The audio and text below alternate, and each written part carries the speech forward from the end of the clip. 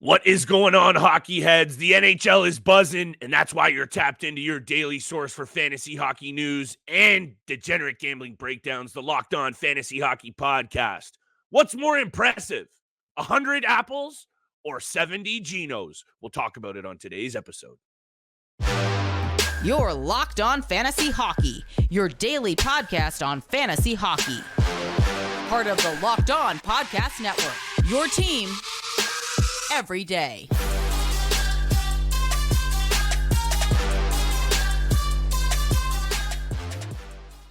What is going on, everybody, and welcome back inside the lab to the Locked On Fantasy Hockey Podcast. Shout out to the everydayers holding us down and making us your first listen every single day. Thursday's episode is brought to you by Indeed. Indeed knows when you're growing your own business, you have to make every dollar count. That's why with Indeed, you only pay for quality applications that match your must-have job requirements.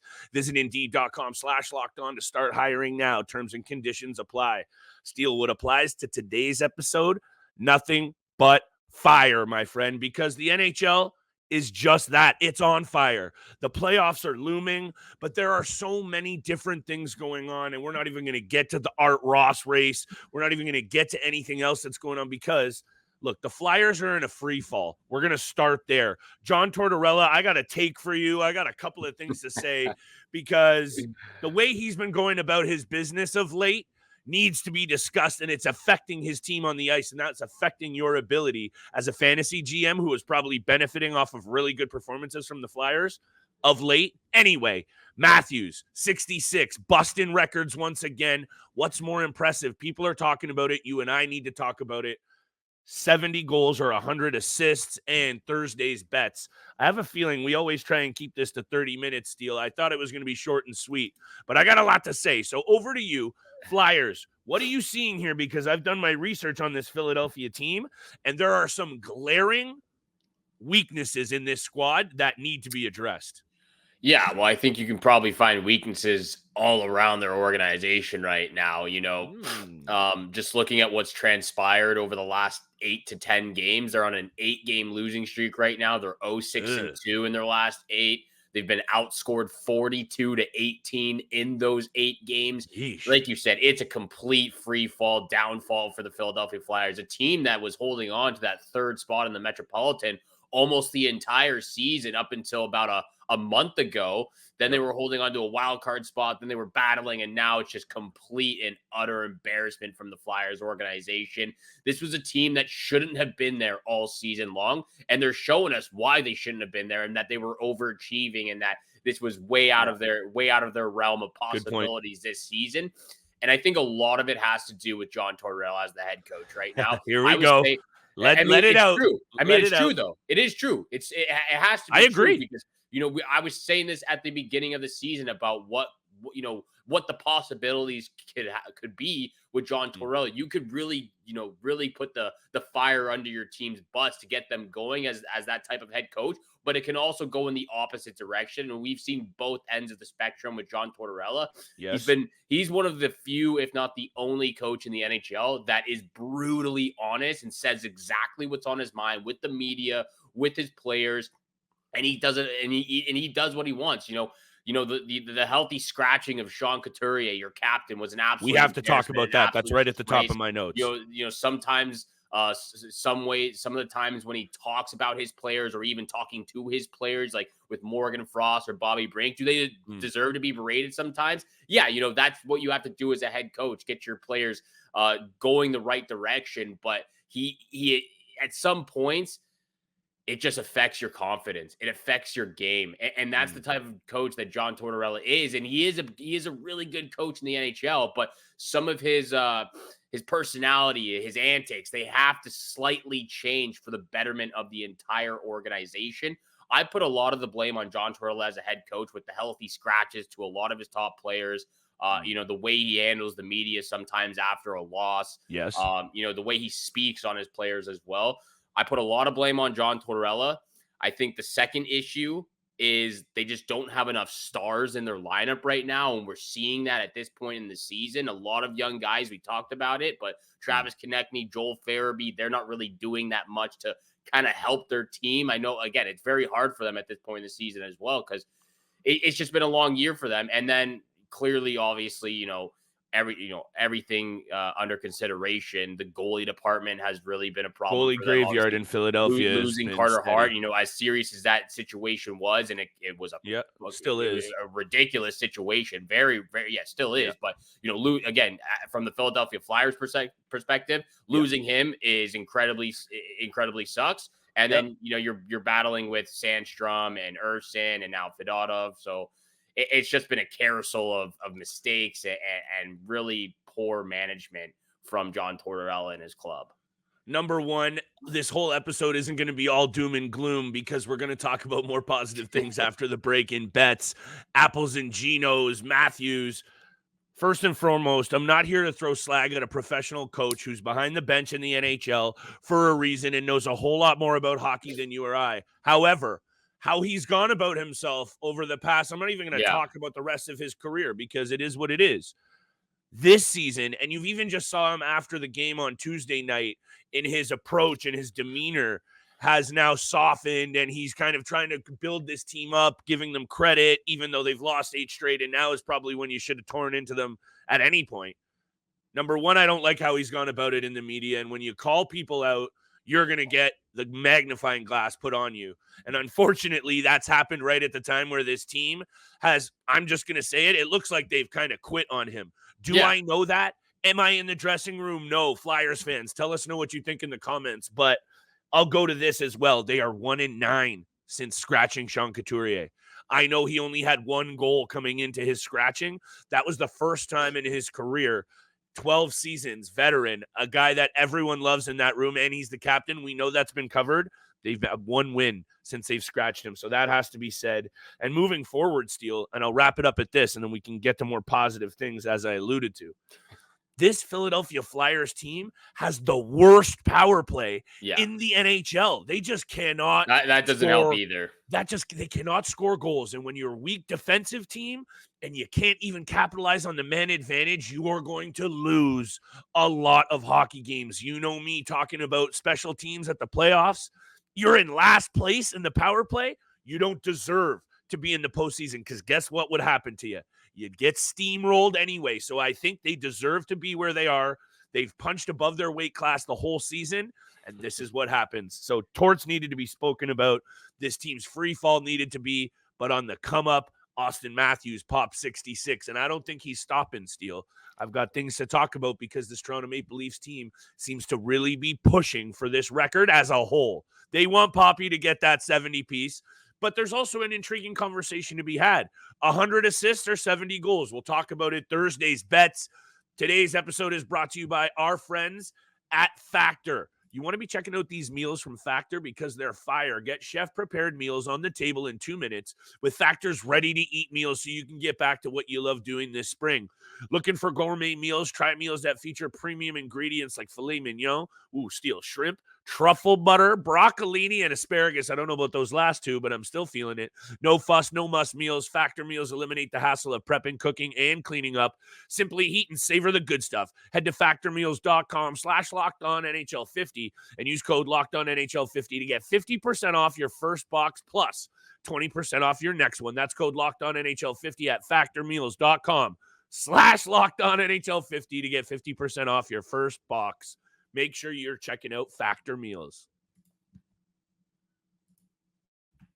And thank you so much for making the Locked On Fantasy Hockey Podcast your first listen every single day. Are you watching Fox Sports or ESPN on your TV? Have to turn down the volume with all that shouting. Make the switch to Locked On Sports today, a free 24/7 sports streaming channel programmed for your everyday to bring you the biggest stories without all the screaming. Locked On Sports Day brings you can't-miss analysis, opinions, and news streaming 24/7 on YouTube or the free Amazon Fire TV channel app, part of the Locked On Podcast Network, your team every single day. Once again, thank you so much for tuning in for today's episode with Flip and I. Continue to hit the subscribe button, the follow button, leave a 5-star review. Love all the feedback and the comments on the YouTube channel. So keep firing away on the YouTube channel. Heading into the postseason, we'll break down everything you need to know with all 16 playoff teams going into the postseason. Oh, baby. We're going to get to big time bets at the end of the episode. We're going to talk about what's better, the apples or the ginos, Auston Matthews versus Connor McDavid. But first, let's just discuss the greatness of Auston Matthews for a second. As Don't mind Toronto it. Maple Leaf fans, Don't we hate have to talk it. 66 goals, the highest goal season since Alexander Ovechkin's 65. And what year was that even? It was, I mean, that was early. 04 maybe or something? I don't know. Yeah, but I mean, the most goals in a season for active players, the most since Mario Lemieux, Alexander Ovechkin. It's absolutely incredible. I just want to throw these numbers at you, Flip, because I was diving in deep. I was looking at the numbers, the rankings, all-time Leafs players. Here it is. 08, by the way. 07, 08. Okay. 07, thank you. Appreciate that. So that was pretty much like his first or second year in the league then. It was his third season in the NHL. He had 112 points that year as well, which led the league. Absolutely insane from Alexander Ovechkin. Thank you so much for that. But Auston Matthews, all-time ranks among where he ranks amongst the all-time Leafs in history, ranks 30th in games played with 558, ranks 6th in all-time points with 646, tied for third in goals now with Dave Keon with 365. He's 18th in assists, second in even strength goals, third in power play goals, fourth in plus minus. That shows, a little nod to the Selke Trophy race because he's been an absolute two-way gem out there. Third in game-winning goals, second in overtime goals, seventh in block shots. He doesn't get enough credit for what he puts when he puts his body on the line. 532 block shots in his career is impressive. Very impressive. So for a quote-unquote soft player. Exactly. So he's up there with the in the hits category as well. I believe he's like 18th or 19th in the hits all-time Leafs, but he has 85 hits this season. He is one of the most underrated two-way players in the game. Not a lot of people are giving him credit. Actually, just the other day, the New Jersey Devils game the other way, Nico Hischier and their interim head coach, Travis Green, giving him a lot of credit for the two-way game that Auston Matthews plays, deserves the Selke Trophy. Travis Green, a very good coach, by the way, Steele, who played a very gritty game himself. So when people come out here like you and I and highlight this, I think people tend to maybe hate on it some more. Yes. Don't listen to us. Listen to Nico Hischier and Travis Green then, and that's a very good point. Listen to Auston Matthews' peers, listen to his colleagues, listen to everybody in the hockey community right now saying it. If you're not realizing it, you're clearly missing out, but we are witnessing greatness and yes. I don't know, would you rank him right now as the greatest Leaf of all time? Or is he, one or two spots away? Where would you put him right now? So here's this thing when a team has such a long history, and you and I didn't watch Frank Mahovlich, you and I didn't watch Dave Keon, these legends, like, I know Davey Keon I don't think have as much cup success. Anyway, there's no cups in the rafters yet, Steele. So is he the most talented? Is he going to finish with maybe the most accolades and be right there in the conversation? He already is. Is he the greatest Leaf of all time yet? I'm going to lean towards no, because those guys have multiple banners, and I know the NHL was different, and it's not the Matthews' fault that the Leafs have struggled. So my long answer, really long, is I'm going to say no, but that's only right now. He's only 26 years old, and hopefully he's a Leaf for all time. So I'm going to say he's definitely on the trajectory to be that. And that's exactly what I was getting at with all these numbers right here is he's only 26. He doesn't, he's played 400, 500 less games than, Daryl Sittler, Matt Sundin, Dave Keon, all these guys. There you go. And he's already up there in the ranking. So I would tend to agree with you. Thank you. I think he's got to be top 5 at least. I would probably put him in the top 3. I know there's no cups up there. It's a different generation. It's a different era, but it's what he is doing at such a young age and how far he's already up there in the all history for Maple Leafs. He's got to be top 3 for me. Who would you have number 1 though? See, this is where it's biased for me because this is the generation that I watch. It's Matt Sundin for me. That's because that's the generation I grew up watching, and it's just talking about bleeding blue. Matt's absolutely bled blue, and he loved being a Toronto Maple Leaf, and I'm not saying Papi isn't. But until I start, and look, Matt's didn't win anything really either. Yeah. So, but he took his team, he carried his team to some deep runs into the postseason. They never got there with Matt's, but there was a conference final trip. There was a couple of deep runs with Matt's. Mathews doesn't have any, again, different game, different era. Not going to put it on Mathews. That's not the conversation. However, to wrap up my point, at least, Steele, you can say what you will. We could talk about this all day, but I do want to talk about McDavid and this record, which we'll slide into in a sec. However, let me just finish with this. Papi is scoring basically in every fashion. It's not just power play. It's not just 5-on-5, even though he's doing that excellently as well. It's one-timers, wrist shots, down low, up high, in the slot, off one foot, working the net, wraparounds. He's literally doing a little bit of everything. There's a huge variety. And Craig Button made the greatest point, I think, that I've heard about anyone, because everyone's talking about this, right? And I haven't heard this.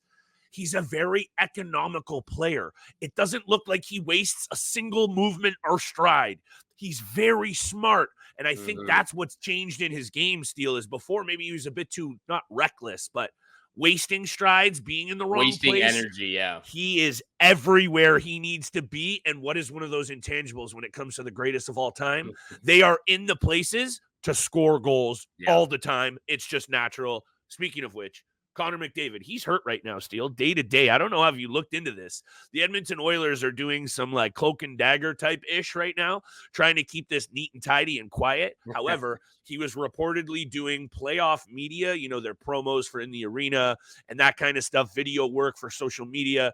If he was injured and not going to be playing, they don't roll him out there for that kind of media. They just don't do that. So he's going to be fine. They're just being careful. Yeah, That's exactly what I was saying yesterday. I was like, they're probably just, they're being safe right now, like, especially against the Vegas Golden Knights. Yeah, but 100%. Like you said, speaking of goals, speaking of Connor McDavid, Auston Matthews, what a treat it has been this season. Auston Matthews at 66 goals, Connor McDavid at 99 assists.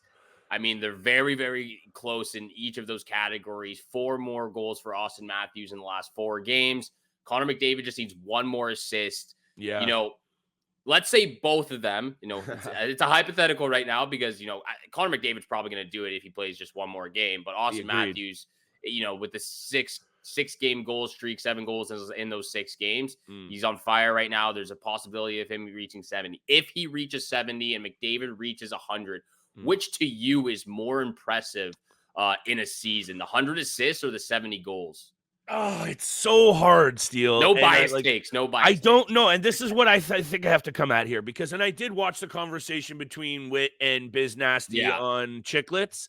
And, they bringing up the point of like Bernie Nichols was a guy who scored 70 one time in the NHL, but he was playing with Gretz. Yeah. And it's like, then those kinds of things have to be looked at with a bit of a different angle. Immediately, I want to say the goals. That's what I want to lean towards, because 70 goals in today's NHL, and that's the main point that I'm going to bite off of Biz, is the goaltending has changed. Scoring goals in the NHL has never been harder. And I'm not saying playing any other position got easier, but goaltending is so much better. Look at half of those goals Bernie Nichols is scoring. Like, goaltenders are doing backflips and like looking at the sky. They've had 6 beers in the intermission. And I just want to say that so immediately that's what I went to. And then I start thinking about this assist record. And I think about Bobby Orr, Wayne Gretzky, and Mario Lemieux. And I started to really go, oh, that seals the deal for me, Steele. So here we go. Long answer, really long. It's the goals. The goals are more impressive to me. He's carrying his team. They're winning. And I'm not saying what McDavid's doing is not, because it's 1A, 1B. Like, this is crazy. But for me, it's the goals if he gets to 70. If McDavid gets 100 and Papi finishes with 66, it's much clearer what's more impressive. But 70, the number on the button, and 100 on the number on the button, for me, it's 70. I think it has to be 70 goals as well. Again, he I has to do it first of all. He has to do it first of all. Yes. I agree with everything. Exactly. You said. He could finish with 66. When you look at just these 2 categories, there have only been 8 players in NHL history who have scored 70 goals. There's only 3 players in NHL history who have 100-plus assist season. Wayne Gretzky's done it 11 times, and then Bobby Orr and Mario Lemieux. Yeah. Again, it's such an interesting question and an interesting conversation. Yes, it is. Should we continue it after the break? Because we're already getting long in the tooth here, and I want you to have all your time. We'll continue after the break. We'll get to big time bets, of course. I want you to have your whole take on this, because I ate up that whole segment. So give her after the break. After the break, we'll come back with big time bets and finish up with this conversation. But first, this episode is brought to you by Indeed. when you're drafting your fantasy team, do you ever wish you could do the same thing with your business team? If you're building a roster to win the league, you need Indeed right now. Indeed is the hiring platform where you can attract, interview, and hire all in one place. Find top talent fast with Indeed's suite of powerful hiring tools like Indeed Instant Match, assessments, and virtual interviews. Something I love deeply about Indeed is that it makes hiring all in one place so easy, because with the Instant Match, Indeed does the hard work for you. Sponsor a job and boom. Instant Match shows you candidates whose resumes on Indeed fit your job description immediately after you post. With Instant Match, you can start hiring fast. Indeed knows when you're growing your own business, you have to make every dollar count. That's why with Indeed, you only pay for quality applications that match your must-have job requirements. Visit Indeed.com/lockedon to start hiring now. Just go to Indeed.com/lockedon. Indeed.com/lockedon. Terms and conditions apply. Cost per application pricing available for everyone. Need to hire? You need Indeed. And thank you so much for making the Locked On Fantasy Hockey Podcast your first listen every single day. Continue to hit the subscribe, the follow button, leave a 5-star review. Hope everyone is enjoying this beautiful, beautiful week so far. It's getting nice outside down here in Toronto, so that absolutely loving spring hockey's on the horizon. Spring hockey, postseason playoff hockey is on the horizon right now. Augusta is happening as we speak. Oh, baby. Day one, baby. But continuing the conversation. Yes. Auston Matthews, I got to go with the 70 goals, but you know, it's a very close conversation, very close debate. But for someone to accomplish 70 goals, again, like when you're in the likes of all these guys, you know, Brett Hall, Mario Lemieux, Wayne Gretzky, Phil Esposito, McGillney, Solani, and again, the guy, you know, Alexander Ovechkin back in 2008 was the last guy to score 65 goals. Yeah, that right there should indicate it. That should indicate it. Yeah. And I know, you know, the last time for someone to get 100 assists, but again, when you take into account the secondary assists and the different generation that you're playing in, where, to your point, the goalies are literally swimming backwards and inside, you know, doing the backstroke out there.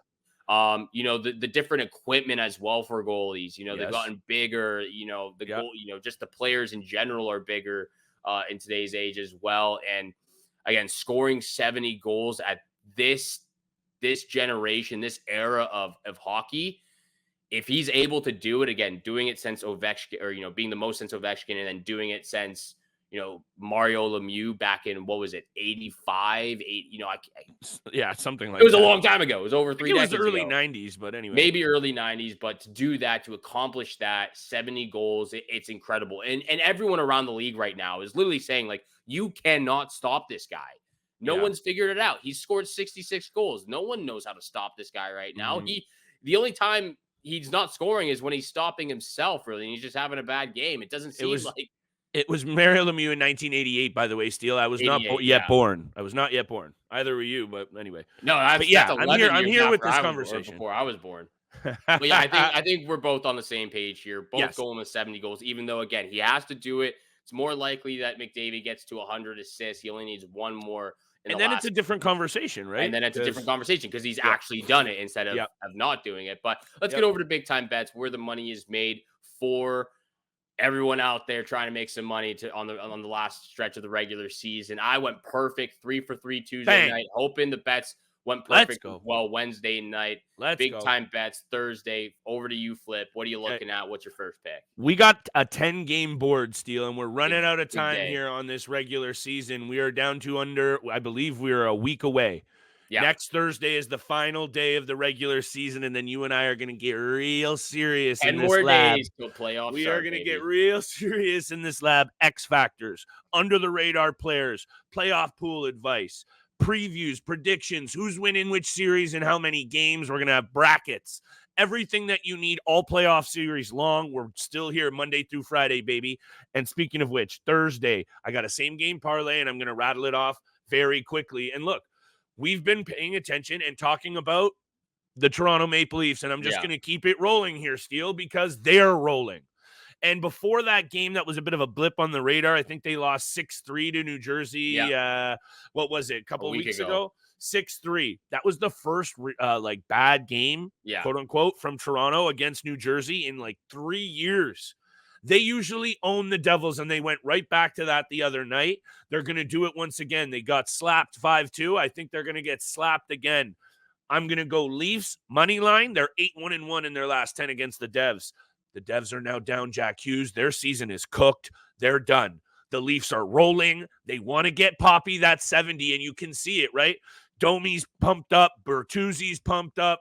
Even Joseph Wall and the goalies are talking about it. The whole team, they want to win, yeah, but they want him to get this 70. So Mathews, anytime goal is the lock of the night. How can it not be? It's the whole episode, Steele. Cherry on top.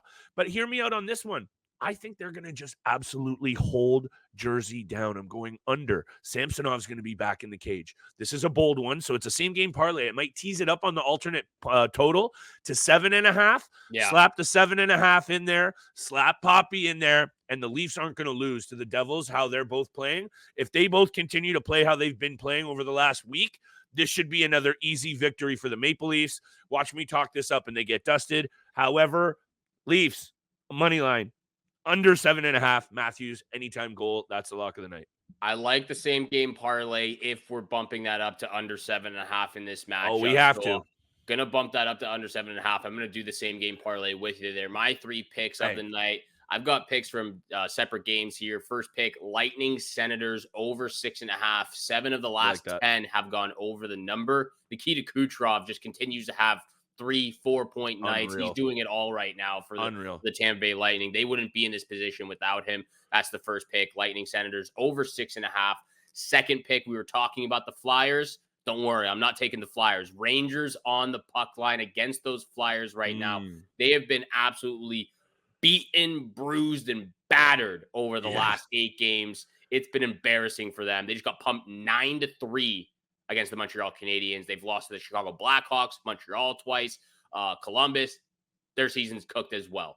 That's the second pick. And the third pick and lock of the night, Islanders on the money line. 5-game win streak for the Islanders. They just beat the New York Rangers. Huge win over against a Metro Division rival.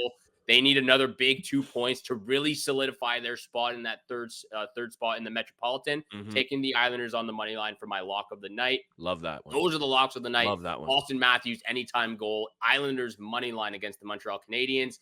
Those are the picks. Thank you so much for making the Locked On Fantasy Hockey Podcast your first listen every single day. Once again, make sure you go check out Locked On Sports Today's YouTube channel. You can also find them on the free Amazon Fire TV channel app.